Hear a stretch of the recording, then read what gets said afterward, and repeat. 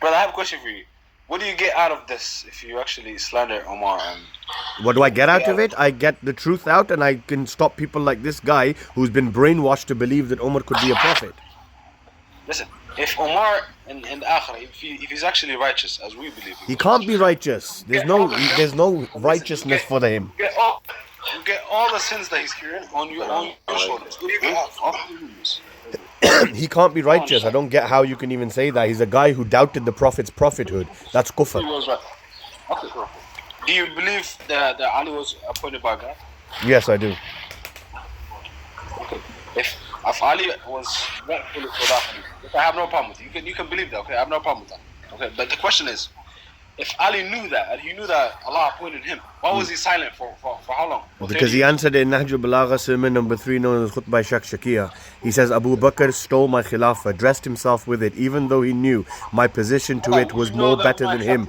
And then when he went to his way of death, he gave it to Umar ibn al-Khattab himself. Imam Ali openly objected to them. The fact that you Sunnis believe for 6 months he didn't even give bay'ah to Abu Bakr shows you that he objected. Talha, Zubair, Salman, Miqdad, Qambar, Bilal, Abu Dhar, none of them gave allegiance to Abu Bakr. And the fact that Imam Ali alayhi salam was appointed by God, Anbiya were appointed by God. Do you believe that or no? Anbiya, prophets, are they appointed by God? Correct, I believe that. Yes. So Nabi Musa alayhi salam, when he was with Fir'aun, why was he silent for so many years? No, he's finishing. Abu Daniel, you hold on. Cyber. What's up?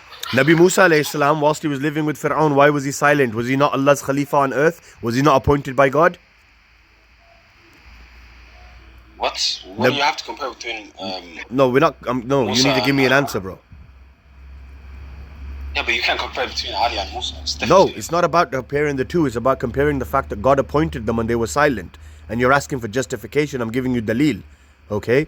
Nabi Ibrahim alayhi salam, he was silent for many years. Our prophet in the city of Makkah was silent. Was our prophet appointed by Allah? Yes. So why didn't he just oppose Abu Sufyan straight away? Was he not claiming to be a prophet? Not until he was 40. No. Was he not claiming to be a prophet for 13 years when he was in Mecca? I'm making it clear that he's claimed to be a prophet. Yeah, and Imam Ali made it clear that he's the wasi of the prophet. Okay. Why didn't anybody else follow? Like you make it clear. Because a minority did follow him.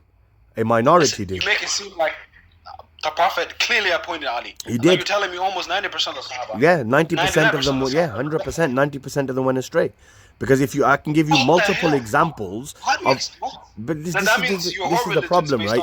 You guys have been raised in such a way, right, that you think that the Sahaba are perfect, right? But they weren't, right? Amongst the Sahaba, there were some who were really good. I don't like Muawiyah. I don't like Yazid. I don't like, listen, I don't like Muawiyah. Bro, listen, I don't care who you like and I don't care who you don't like, okay? You asked me a question, why was Imam Ali silent? I told you Imam Ali gave the answer in his own sermon. He said, if I rise up and fight against Abu Bakr, the people will say I was greedy for power. If I stay silent, they will say I was scared. Now I weighed the two options and thought, what is best for the ummah of Muhammad sallallahu alayhi wasallam? And I found that being silent was the better option because the Nabi has just died, and if I start causing a civil strife, Islam is going to collapse. There's no more prophets coming. What am I going to do? How's the religion going to preserve itself? So Imam Ali's told you why he was quiet. The fact that Imam Ali objected to these guys, what? Didn't he do that when Muawiyah claimed to be No, Shakshakiyah, when sermon number 3, it's during Abu Bakr and Umar's Khilafah.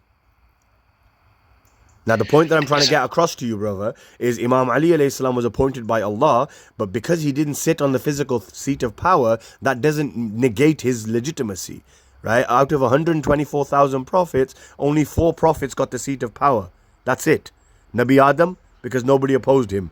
Dawood and Sulaiman, because they had the wealth and the throne. And finally, our Nabi in Medina. That's it. So 123,996 prophets were appointed by Allah, but they didn't get the physical seat of power. Does that mean they were all wrong? They were all silent. Nabi Idris left his people for so many years. He abandoned them. Nabi Yunus left his people until God made a whale swallow him.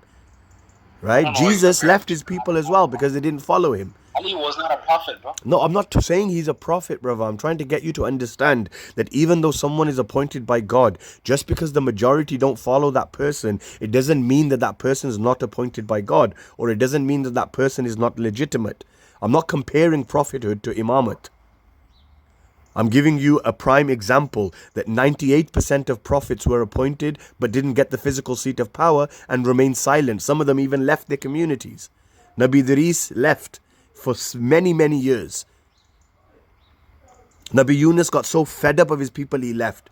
Nabi Lut got so fed up that he said, oh Allah, curse these people because they're committing haram acts, homosexual acts. So Imam Ali was appointed by Allah, yes.